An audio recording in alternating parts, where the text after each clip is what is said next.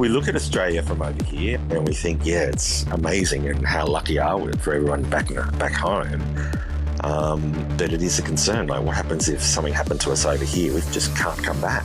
Today on Dirty Linen, we are doing something that I wish I could do in real life, and that is go to France.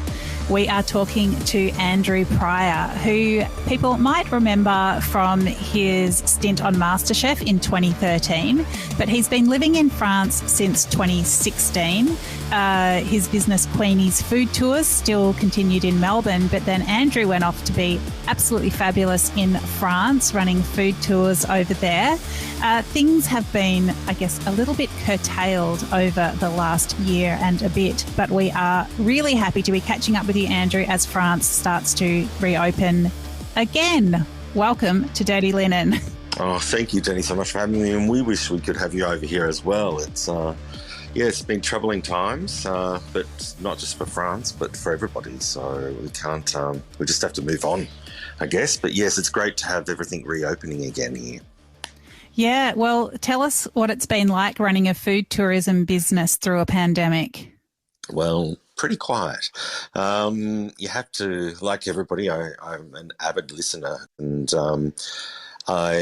many people have to pivot, and I had to do the same thing. It took a while, I think. It's been a tough time the last year for all of us, but especially for me, we moved from Paris to the French countryside, luckily just before the pandemic started, with a dream of doing cooking classes and tours here in the French country, in where I'm living now, but that just had to change. I feel for the biggest thing for me really is I feel for all the people that we go to on the tours. They're just not being able to open restaurants, hotels, other tourism operators, food businesses, etc. Just lost all their business overnight. It's just been terrible. It is so devastating, and it's really hard to think about France and the French countryside without those charming restaurants and the bakeries and there's beautiful businesses that just seems such fixtures. To think about the upheaval and the heartbreak that's been going on is really distressing. And of course, France has been hit really hardly with COVID cases and death. So that's something that we've luckily been mostly shielded from in Australia. So it just, what has it been like seeing, just being a witness to all of that and being part of it? Yeah, it's strange because, we have all our friends back in Australia, and we see through social media and family back there as well, of course. And we see through calling and speaking to them through social media, etc., what's happening back there. And here we are in France when they had this lockdown just after Christmas. They originally told us that we would open things up again when it numbers hit 5,000 a day. Whoa! Oh my God! Here we are. We're easing restrictions, and numbers are 19,000, 17,000 a day. So they've had to revise those plans. Partly it's because more people are vaccinated, which is great, but still only, I think it's the last time I checked, it's only about 22 million, I think, people have been vaccinated here in France. So it's still not anywhere near the likes of other countries around the world that are opened up. So I think it's difficult. They just opened on the 19th of May, restaurants, terraces. So you're only allowed to have terraces open. And to see pictures out of Paris, I don't know how I would feel if I was living in Paris at the moment, because you're all locked up in little apartments, and then the idea is that, a terrace or a cafe in Paris is like your backyard. It's where you go to. It's where you get outside of your workplace and out of your little apartment. So that's where everybody is, and there's amazing scenes of people just, sitting around tables right next to it. They're absolutely packed, the terraces. And we sort of sit back here and look at that and go, I don't know if I could do that. They're not wearing masks, when they're there because they don't have to because they're sitting down at a terrace. I just think of times when I've sat in a Paris cafe on the terrace of a cafe and had somebody's smoke go past because I'm a non-smoker and thought, oh, I don't want to sit here because somebody's smoking. If somebody sneezes, do they think the same thing? Or I don't want to sit here because somebody sneezed. I don't know. It's the kind of reaction I would have. I don't know if I would be able to, sit in a Paris cafe tomorrow or the next day until everything a little bit back to normal.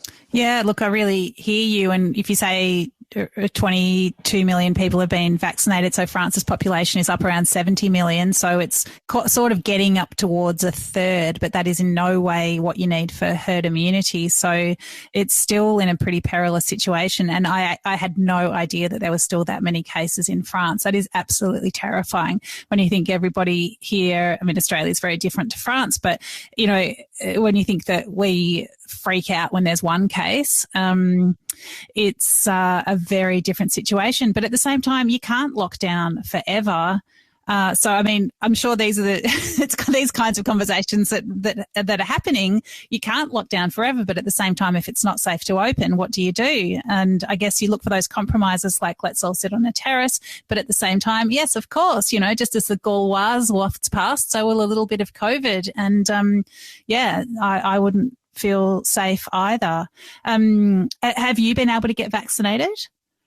So yes, luckily I have. Luckily for me, I'm slightly overweight. Or what did I once say to her? I went to a doctor once here in France, the first doctor actually I ever went to, and he said, I said, I feel that, maybe you should check my blood pressure. I haven't had my blood pressure checked in a while, etc. Because you have to tell a doctor in France to do these things. Often it's not like you just go for a checkup. And I said, I think that, check blood pressure, etc., cholesterol maybe. And he says, he says, do you drink a lot or do you eat a lot of cheese and things like that? And I said, well, yes. He said, yes, because you are fat. And I'm thinking, oh, no, I'm not. You need to go to Australia. I thought, I'm just a big boy. I'm not exactly obese. So it was very funny. So in that regards, though, it did sort of put me into getting the vaccine a little bit early. So that was a good thing. So we've had our first shot here. But I think that's also partly because we're in the French countryside. It's a lot less people out here, and people are they're a little bit hesitant at first to get the vaccine, but now they're sort of really coming to the party and most people are getting it. So we get our second jab in June, and then I think it'll be a little bit more of a relief. But there's still some things that I don't know. I just don't know about the idea of doing. The idea of when the restaurants reopen, which I think is going to be the 9th of July, that they will reopen, that you can sit inside, but then it's with limited numbers. So, but things like museums, some of them are open, some of them aren't. Cinemas are all open, but I just don't know about the idea of going into a cinema at the moment. So it's still this psyche in your head that it's big spaces. We watched Eurovision the other night, and such a shame Switzerland didn't win. But we watched Eurovision the other night, and the idea of going to Eurovision and sitting in the stadium with all those people, it's just not something I can. Whereas this time 2 years ago, I would have been all over it. I would have been there in a heartbeat. But now it's just in the back of your mind. I think there are the safety considerations, but then there is also the psychological barriers of, I don't know if I don't know if I'm the person that does that anymore. And I think, when it's been such a long time, away from people. I've been hearing this a lot from the US at the moment as things start to reopen there, that there are just a lot of people who aren't feeling like rushing back out there, not necessarily because they don't feel safe, but that just doesn't feel like a thing that they do. Yeah, and I worry about how that affects as a person that's been in tourism. I worry about how that affects people going away and traveling. I've been saying this for a while over the last year is that at the end of all of this, that there'll be this big boom because I think that there will be these people that people that are sitting there going, oh, I really want to travel, I really want to travel, I can't wait, and I go. There's been examples of that here already when we were in lockdown in France, but Spain wasn't. People, the French, were when they were allowed to, were going to Spain and just going there because they could go to a bar or a restaurant, and they weren't able to do that here. I mean, restaurants haven't been open since October last year. So there's that psyche of people that just want to go and do that. But then there's, and will be, as soon as they're allowed to travel, they'll be off. But then there'll be many people that will be going, well, I don't know if I really want to take that risk. And even though I'm vaccinated, do I want to go to a country and I feel I want to wear a mask, but nobody else is going to be wearing masks? So I don't know. I remember in Australia when I was doing, in Melbourne when I was doing Queenie's food tours, that I would often see people from Singapore or from Korea wearing masks in the streets of Melbourne, and people would remark about that on the tour, that, oh, why are they wearing masks? And it's like, well, now I know exactly why. So they were sensible. Yeah. So I don't know if if I went back to, say, for even example, Australia, I know that there's no virus there, but for me, I feel comfortable wearing a mask now outside in public. When I go to Paris, am I going to be, and everybody's not wearing masks anymore, am I still going to be comfortable to go through the metro without one? I don't know. I think my psyche has definitely changed. Well, it's funny you say that. We are still wearing masks on public transport in Melbourne, where I am, and I actually quite enjoy putting my mask on. It's just, I don't know, it's funny. I went to the footy the other day and I kept my mask on while I was walking up the concourse, towards my seat, and that felt all right as well. But yeah, most people weren't, and that's fine. That wasn't a requirement. But yeah, it is funny how you make your own rules about what's going to keep you safe. But yeah, I had a friend in London, and when over the European summer, when travel was possible between the UK and France, they drove from London. They drove their car onto the train and then drove their car off the train at the other side straight to the house that they had in the south of France. And then they'd basically travelled there in a little COVID-safe bubble. And there they just hung out at the house, went to the market, just kept very distant, and had a lovely French holiday, and then drove their car back onto the train and went back to London. So it's interesting. Yeah, it's a fabulous situation to be able to do that. But that's like, it is a bit of concern, I think, for tourism. I mean, France is one of the most visited places. Well, it was the most visited place in the world. I think it's something like 90 million people visited, international tourists came to France in 2019, 36 million or something to Paris. I mean, more people go up the Eiffel Tower every year. I love saying this. More people go up the Eiffel Tower than actually international visitors to Australia. And when I say international, not tourists, that's international visitors. So that includes expats coming back. It includes people coming for business. It includes the New Zealanders going backwards and forwards. So more people go up the Eiffel Tower every year than visit Australia as international tourists or as internationals. So when you think about the restaurants and the bistros and all of that in Paris, let alone anywhere else in France, without those people coming, it's sort of like thinking of Australia.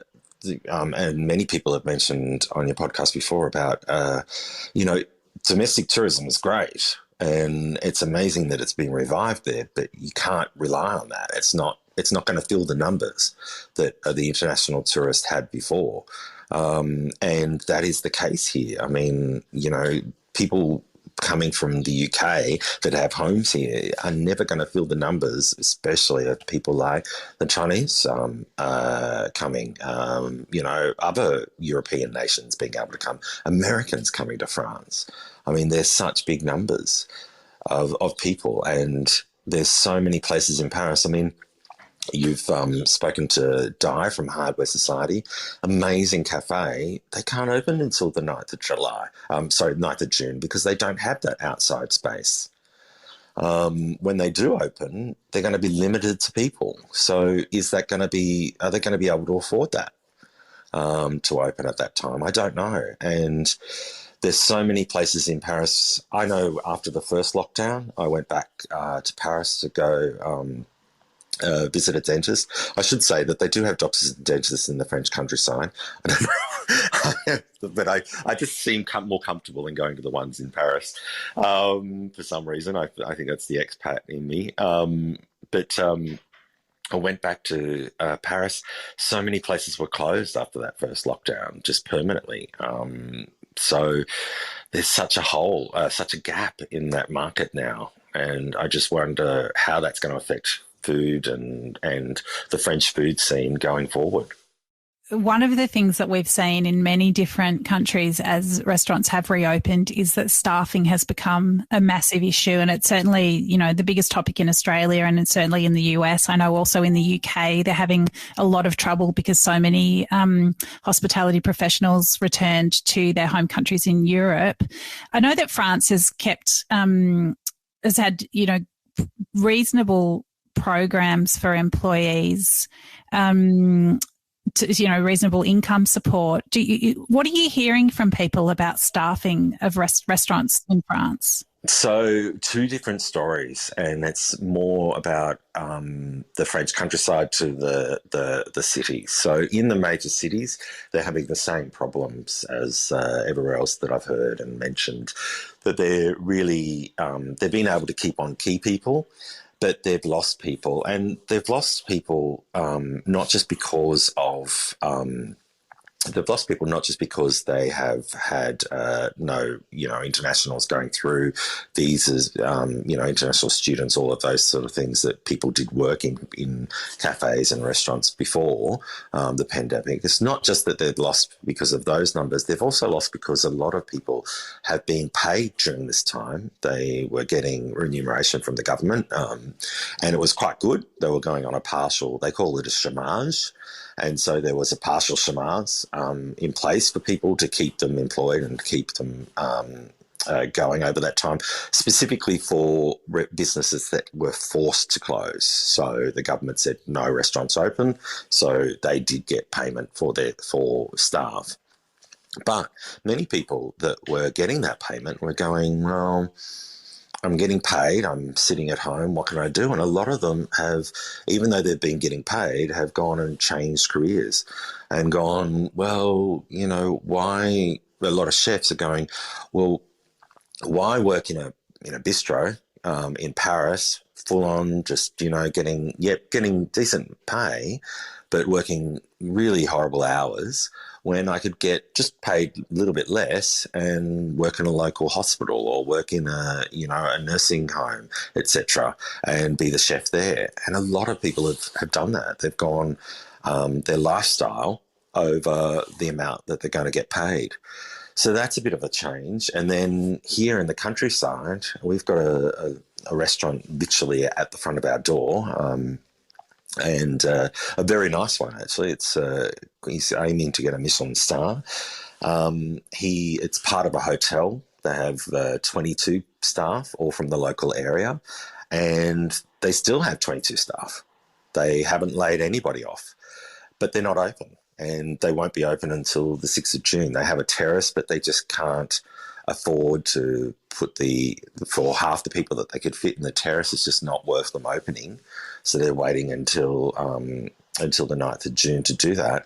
But they've still got that staffing on there. So it's a strange one. It's sort of like when you go out and things are open, people are there and they're shopping and they're buying things, and everybody says that the economy is not doing well, but people are out there buying things. It's because they've all been supported by the government. So in that regards, it's great. But then if you're a business owner and you want to open and make money, you can't. And there's all these barriers. You can't open because you don't have a terrace space. You can't open because even if you open, you're still only going to get half the amount of people in. it's a hard situation for them. I really do feel for them and worry about that. It's just so much the flavour of France and, regional France, every town and during every season with its specialties.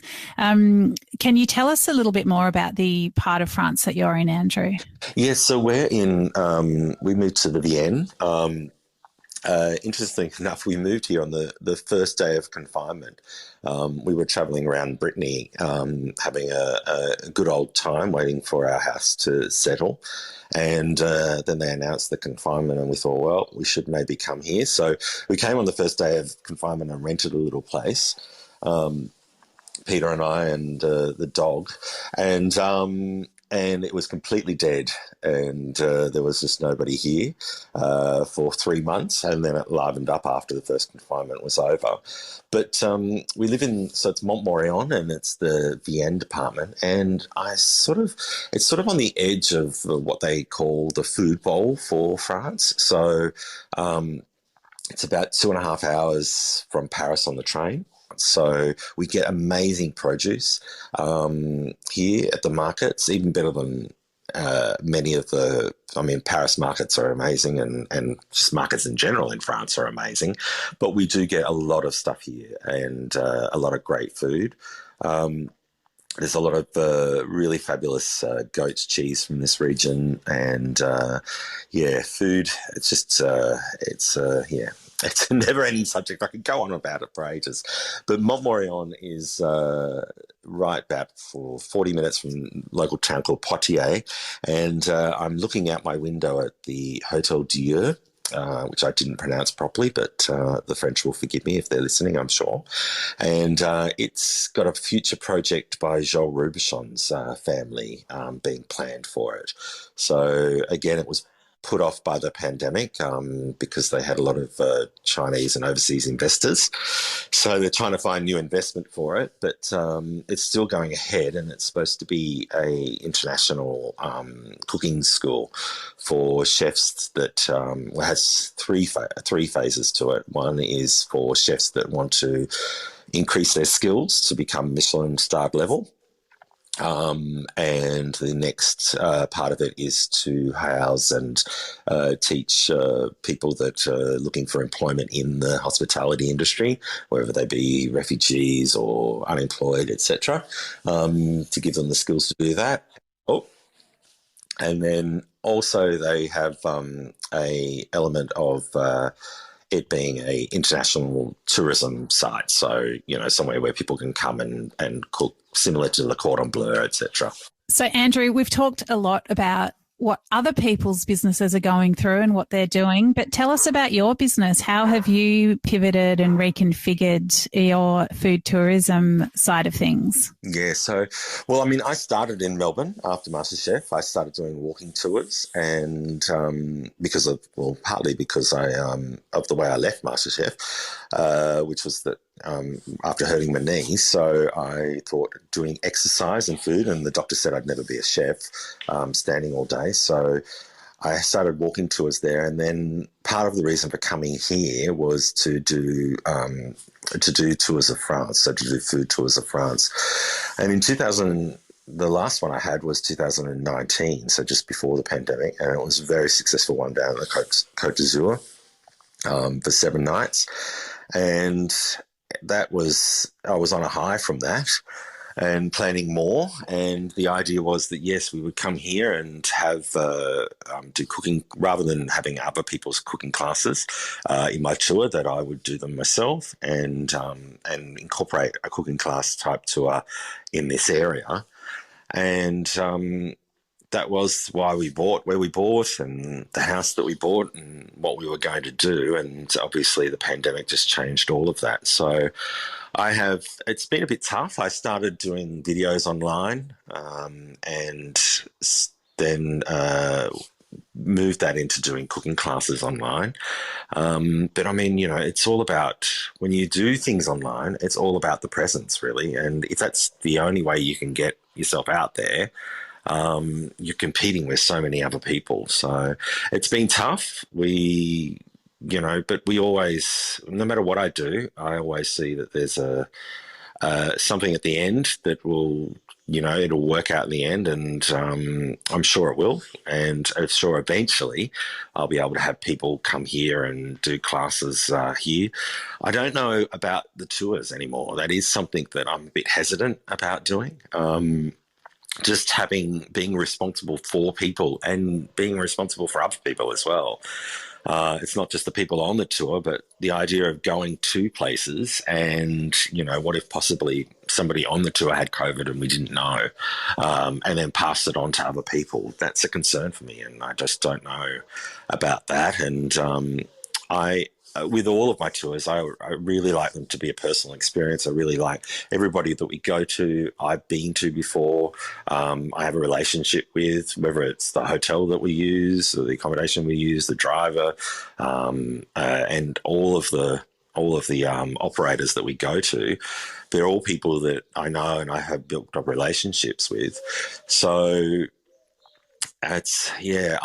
some of them aren't going to be there anymore. And I don't know, it's a big thing for me and it's also a big expense to go back and find new places, just because, we've had COVID and they're not operating anymore. So I don't know, we'll see. I do hope that we can, in 2022, welcome people here from Australia, but we'll just have to wait and see. I don't know. I don't know what the future holds.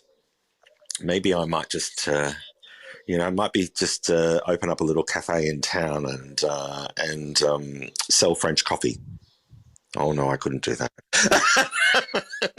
Well, that sounds very charming. But it sort of makes me think of, someone has been in a bomb shelter and, they can hear that the bombing is over and they tentatively creep out and like survey the destruction. That's the feeling I'm getting as you speak, about these restaurants that you love and got to know, and just to find out that they're not there anymore. It is going to be really hard to re-enter the world and make something of it. I really feel for you. But I know that, from our experience here, and it's very different, but similar in some ways, that you just couldn't imagine things being normal again. And lo and behold, things are changed, but there is so much more normal life going on in Australia right now. And, Melbourne particularly, we had a really long, tough lockdown and it didn't feel like things could be normal, but, they're pretty normal.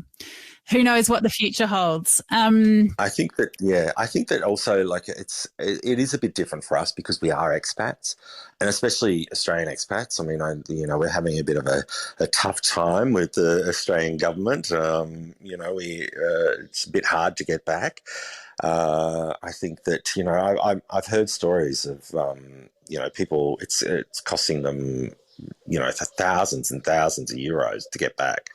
And that's just a huge expense that it's just not feasible. I think that because both my parents are not around anymore, but Peter's, my husband's parents, are both in Australia, and we thought, well, what happens if something happens to one of them, heaven forbid, that he has to go back? And it was going to cost something like, at one stage, it was going to cost something like 15,000 euro just to return, not even as a single, not even a return trip.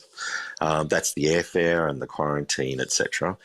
And that's just something that's just not feasible at this time. And so that's an extra worry. And I do think, we look at Australia from over here. There's a lot of people on things like, social media groups, etc., that talk about this. And we look at Australia and we think, it's amazing, and how lucky are we to, for everyone back home. But it is a concern. Like, what happens if something happened to us over here? We just can't come back. It's just... it's terrible. It's just a terrible situation. And there are so many people struggling with that and in really perilous situations. I really hope that you don't have any urgent, emergencies like you're talking about, but even just, to come back and see people, or, just to come back because you feel like it, because after all, you're a citizen. Yeah, and we have that.